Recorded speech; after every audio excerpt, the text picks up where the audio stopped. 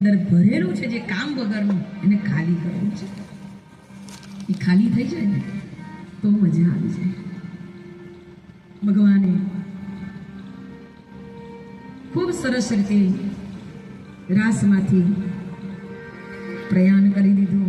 ગોપીઓની વિરહ વ્યથા. ગોપીઓએ છેલ્લે તો એમ કીધું કે અમને તો વિરહમાં જીવવાનું જ વધારે ગમશે. મિલનમાં જે આનંદ છે એના કરતા પણ વધારે આનંદ વિરહમાં છે. અને એટલે જ ભગવાન આપણને કોઈને દેખાતો નથી.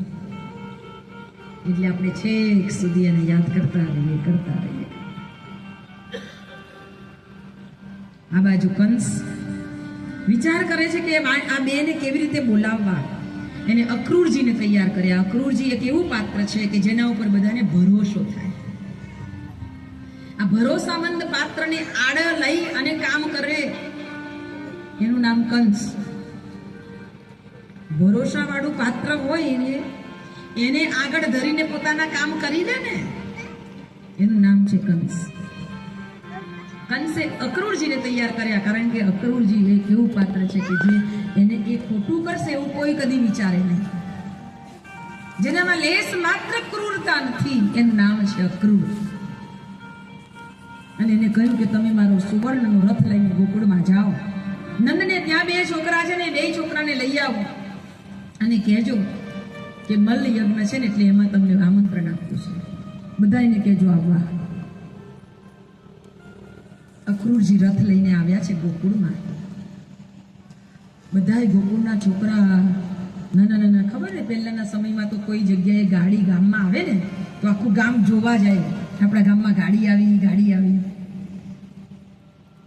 એમાં રથ આવ્યો ને એટલે આખું ગોકુળ વારા ફરતી આમ લોટ મૂકીને જોયું. અને ઘણા તો પાછા એવા હોય ને આમ ચકાસી જોવે કે સોનાનો જ છે કે પેલું બગસરા વાળું છે.